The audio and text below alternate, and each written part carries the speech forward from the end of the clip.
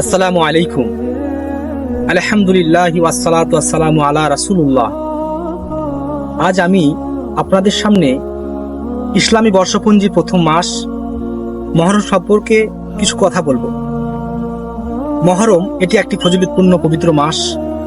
আল্লাহ তাআলা কুরআনে বলেছেন, ইন্না ইদ্দাতাস শুহুর ইনদাল্লাহি মিনহা আরবাতুন হুরুম, অর্থাৎ আল্লাহর নিকট মাসের সংখ্যা 12টি, তার মধ্যে 4টি সম্মানিত মাস আর একটি হলো মহরম। প্রিয় ভাই ও বোনেরা, এই মাস শুধু সম্মানিত নয়, এটি আমাদের স্মরণ করিয়ে দেয় একটি বড় আত্মত্যাগের ইতিহাস। হিজরি 61 সনে কারবালার প্রান্তরে ইমাম হোসাইন, রাসূলের প্রিয় নাতি, সত্য ও ন্যায়ের পথে থেকে নিজের জীবন উৎসর্গ করেন। তিনি পরিবার পরিজন সহ ইয়াজিদের জুলুমের বিরুদ্ধে মাথা নত না করে শহীদ হন।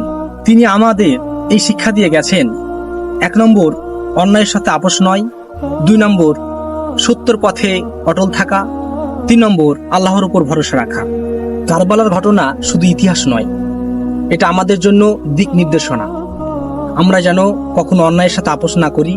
তাই আসুন এই পবিত্র মহরম মাসে আমরা শুধুমাত্র কাঁদি না, এখান থেকে আমরা কিছু শিক্ষা নিই।